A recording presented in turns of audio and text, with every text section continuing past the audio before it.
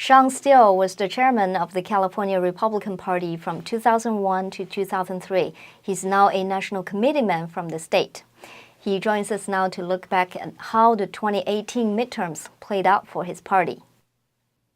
Thank you for coming on with us, Shawn. The last time we spoke, it was right before the midterm election, and you were optimistic about Republican prospects. Now, as we are about to begin the new congressional session, there's no way to say the GOP did well. But there's still a big difference between what it looked like by the end of the election night and 6 weeks later. So tell me when you realized that all the late counts were going against the Republicans. Well, Democrats have reinvented voting. It used to be you go out to vote on Election Day, and this is where it's true in most of America, but California is different. But you used to go and vote, and about 2 o'clock in the morning on a close race, you found out who won. Sadly, in California, you find out who the real winner is about 2 weeks after the election. It's called the late count.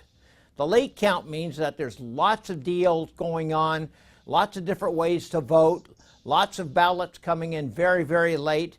And we have this new mechanism called ballot harvesting. That means professional people can go door to door, get ballots, and then turn them in themselves. And that causes a great deal of controversy in North Carolina. A Republican is accused of ballot harvesting, and he may lose his seat. But the ballot harvesting in California, it's a Democrat state, there's not going to be any professional investigation, although there's some private investigations. Whenever you give your ballot to a stranger, there's nothing good that can come out of that. All right.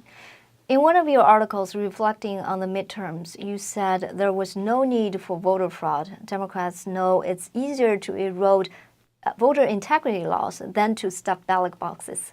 Explain this to me, please. Well, it means the old idea of Chicago, which is one of the most corrupt cities in the world, you would have dead people voting regularly. Thousands of dead people would vote. It was a miracle. It was like a religious experience. The trouble is, you had live people pretending to be a voter who was actually dead. So you'd have people showing up multiple times at different precincts to vote. That's the old-fashioned fraud. Today, it's different. Now you have people that are registered to vote. They fill out a ballot at home, and then a stranger shows up and asks for their ballot. And so we don't know what happens to that ballot. Once it's in the hands of a stranger, he can do anything he wants with it. For example, the Republicans are accused of taking ballots from Democrats and not even having them vote, not turning them in. In California, it looks like several of these ballot harvesters were actually writing in the votes themselves, sealing the envelopes themselves, and then turning them in all at once on Election Day. Some precincts got over 1,000 of these ballots on the same day. People that could have mailed them weeks earlier. It's very suspicious and uncomfortable. Right.